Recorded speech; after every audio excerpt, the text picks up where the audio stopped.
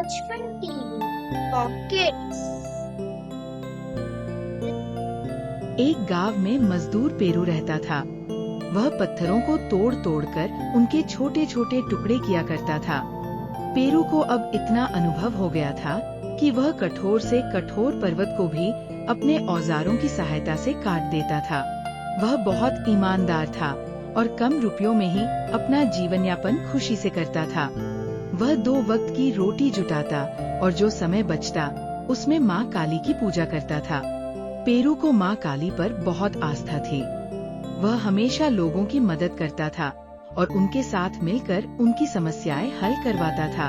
एक दिन कुछ मजदूर आपस में बोले, पेरू, तू तो माँ काली का भक्त है। माँ काली से वरदान मांगकर इस जीवन से छुटकारा क्यों नहीं पा लेता? दूसरा मजदूर बोला, पेरू, मुझे तो लगता है कि यदि तू माँ काली की आराधना कर उससे कोई भी वर मांगेगा तो वह तेरी इच्छा जरूर पूरी करेगी। सभी मजदूरों ने उसे ऐसा कहा।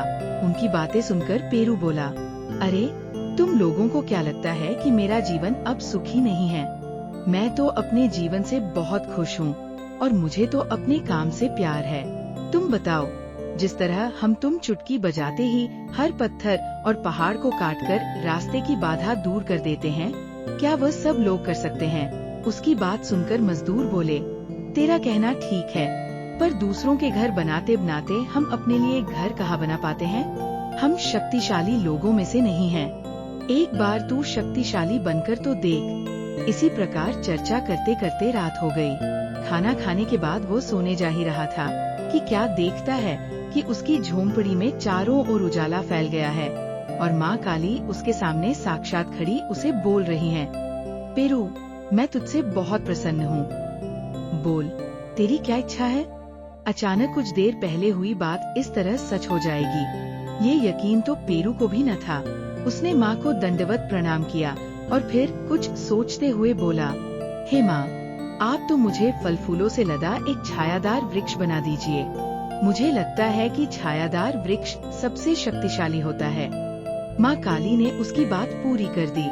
कुछ ही देर में पेरू एक छायादार वृक्ष बन गया, लेकिन थोड़ी देर में ही उसे महसूस हुआ कि सूरज की गर्मी से उसके पत्ते सूखकर झड़ गए हैं। ये देखकर उसने सूरज की ओर देखा तो पाया कि वही सबसे शक्तिशाली है। अब उसने फिर से माँ काली की आराधना की। माँ काली बोली, कहो बेटा, क्या हुआ? पेरू बोला, माँ, वृक्ष सबसे शक्तिशाली नहीं है। मुझे तो सबसे शक्तिशाली सूरज लगता है, जिसकी गर्मी से दुनिया दहल जाती है। सूरज ना हो तो जीवन बेकार है। मुझे तो आप सूरज बना दीजिए। उसकी इस बात पर माँ काली मुस्कुराई और बोली, तथास्तु। कुछ ही देर में पेरू सूरज बनकर आसमान में चमकने लगा। अब पेरू को लगा कि सचमुच सूरज शक्तिशाली है। तभी कुछ ही देर में बादलों के टुकड़े आए और उन्होंने सूरज को ढक दिया। अब चारों ओर छाया हो गई। ठंडक से लोगों को राहत मिली और लोग बादलों का गुणगान करने लगे। ये देखकर पेरू को लगा कि बादल तो सूरज से भी अधिक ताकतवर हैं। बस फिर क्या था, उसने एक बार फिर माँ काली की आराधना की। माँ काली उसके सामने प्रकट हुई तो वो बोला, माँ, मुझे तो बादल का जीवन चाहिए। आप मुझे बादल का टुकड़ा बना दीजिए। मुझे लगता है कि उसका जीवन सबसे अधिक अच्छा है। माँ काली मुस्कुराई और बोली, बादल बनकर भी देख लो। कुछ ही देर में पेरू बादल बनकर आसमान में घूमने लगा, लेकिन तभी तेज वायु का एक झोंका आया और बादल गेंद की तरह इधर उधर लुढ़कने लगा। अब तो वो बहुत परेशान हो गया। उसने फिर माँ को आवाज दी। माँ इस बार उसके बोलने से पहले ही समझ गई और उसे वायु बना दिया। पेरू वायु बनकर इधर उधर घूमने लगा। तभी उसने देखा कि एक विशालकाय पर्वत ने उसका मार्ग रोक लिया है। ये देखकर पेरू को लगा कि सचमुच पर्वत से शक्तिशाली कोई नहीं है। पर्वत तो सबको रोक सकता है। इस बार उसने फिर माँ को बुलाया। माँ ने इस बार उसे पर्वत बना दिया। अब पेरू पर्वत बनकर खड़ा रहा, लेकिन एक दिन उसने देखा कि कोई उसके नीचे प्रहार कर रहा है और उस प्रहार से वो हिलने लगा है। पर्वत ने नजरें नीची करके देखा तो दंग रह गया। उसने पाया कि हूबहू एक पेरू जैसा दिखने वाला व्यक्ति अपने औजारों से उसे काट रहा था। ये देखकर पर्वत बोला, ओह, मैं बेकार ही सबको शक्तिशाली समझकर उनके जैसा बनने का प्रयास करता रहा। आज मुझे पता चला कि मैं जैसा भी था बहुत अच्छा था। मेरा जीवन और काम दोनों ही बहुत अच्छे थे।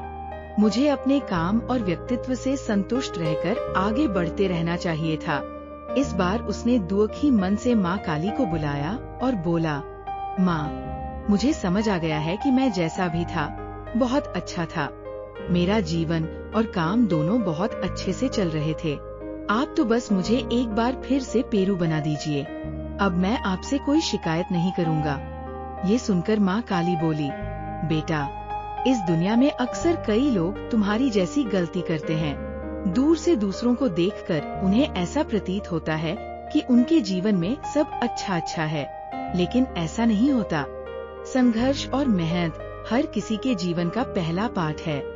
जो अपने इस पाठ में पास हो जाता है, वह दुनिया की हर कठिन से कठिन वस्तु को प्राप्त कर लेता है और चैन से जीवन जीता है।